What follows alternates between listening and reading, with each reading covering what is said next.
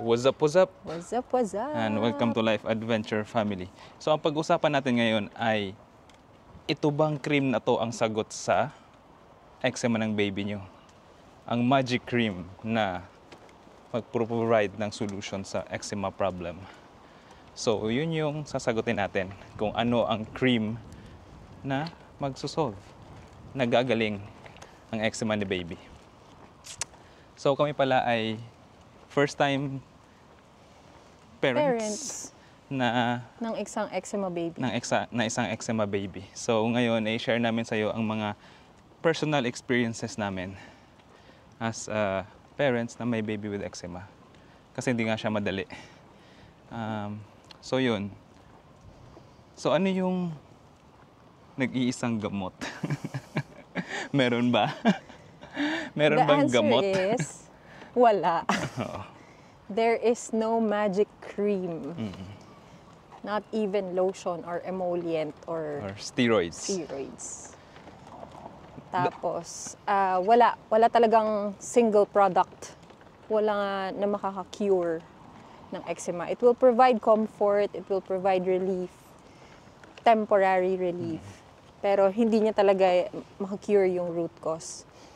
So, ang eczema kasi, based on our experience and learnings and current knowledge, ano siya, holistic talaga dapat yung approach mo sa kanya. Holistic meaning, environment, diet, and lifestyle.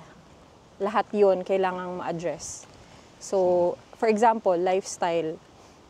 Stress kasi is a big trigger din ng eczema. Tapos, diet. Yung mga dairy, yung mga... kasi parang eczema has something to do with gut health. Tapos, environment like dust mites and molds, ganyan. Marami talaga siyang trigger.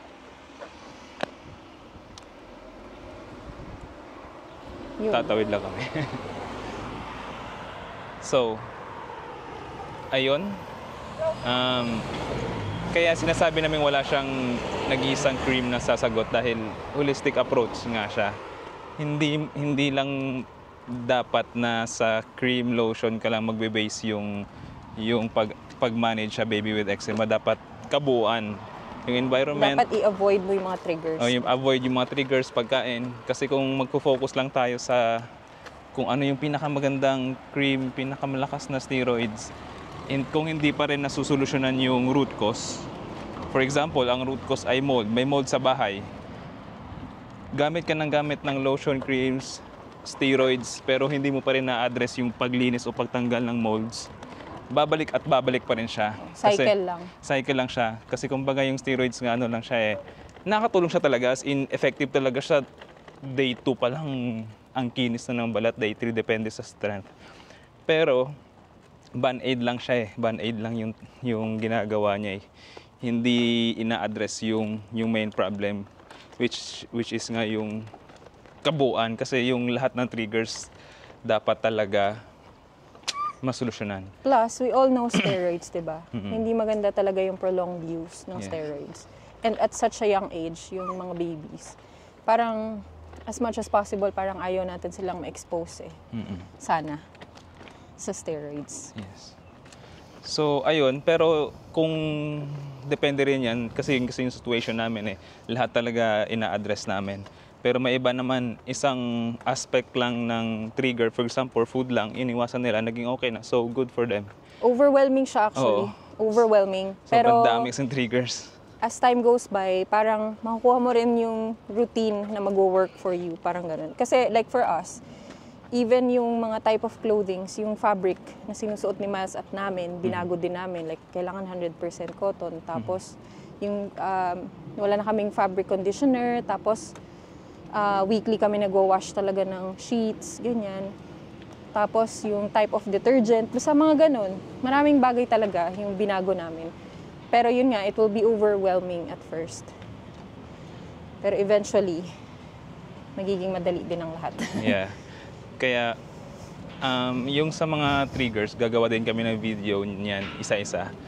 Pero yung idea na i-share namin sa inyo is walang nag-iisang bagay na makakasagot sa problem na eczema, na makaka-heal.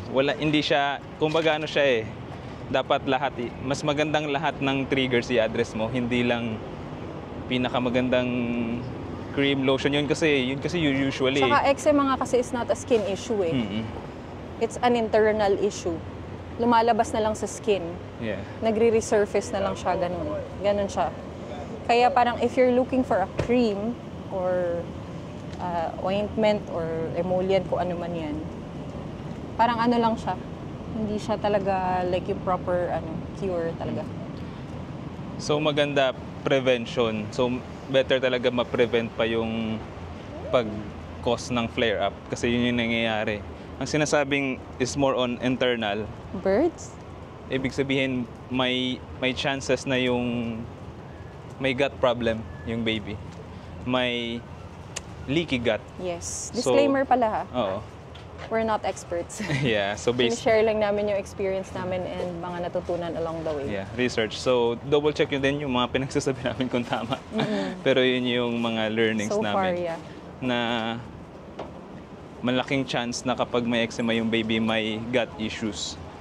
Na ang nangyayari dahil nagkakaroon ng leaky gut, yung mga kinakain ng baby, like for example, dairy, napupunta sa bloodstream, sa dugo. Tas basta yun, isa siyang mahabang talakayin. Oo, na parang isa-isahin din natin yan soon. Pero sa ngayon, focus lang tayo sa topic na there is no magic cream. There is no magic cream. There is no miracle product. Kung in terms of cream, kung ano yung gamit nyo ngayon at hiyang si baby, yun na yun, good yun. Tuloy nyo lang yun, wag nang baguhin kung nahanap nyo na. Kasi experimentation din siya kung ano yung cream na babagay kay baby. Kami ilang kaming tries? Five times, 6 times na different creams. Sa ngayon, ang current gamit namin ay CeraVe. So na-try na namin Aveeno, Vani Cream, Epemax, La Roche-Posay. La Roche-Posay, ano pa yun? Ano pa ba yun? May isa pa I forgot. Ano, yung Cetraben. Cetraben at saka yung Mustela. Mustela, yes. So na-try na rin namin. Pero, ayun, kahit gamitin pa namin yung pinakamaganda, pero kung yung ibang aspect nga na nagkukos ng trigger hindi natin ma-address, babalik at babalik lang din yung sayang lang yung mga effort and all. Pero yung pag-a-apply talaga ng moisturizer, that's part of the maintenance. Yeah, that's part. Hindi namin minimin na hindi gagamit ng cream or something. Basta pag nahanap niyo na yung magandang cream, yun na yun. Pero hindi siya, hindi yun lang. Kasi maganda kabuuan siya ng eczema triggers. Kasi kung doon lang tayo aasa, pero yun nga, pag may environmental factors or may food factor, na halimbawa na-expose si baby pag allergic sa milk, tuloy-tuloy lang din talaga mag-flare up yung eczema niya. So, ayun. Pumasok na tuloy tayo home bargains. Nag-home bargains tuloy tayo bigla. Nandito na kami sa home bargain. Asda lang dapat tayo. Oo. So, ayun. Yun yung, sana nag-gets niyo yung point namin na hindi lang siya isang atake lang. Maganda pang kalahatan. Hindi rin siya overnight. Oo. Na parang gusto mo pag like ginamot mo kinabukasan or next week, magaling na siya. Yeah. It's a long process. So,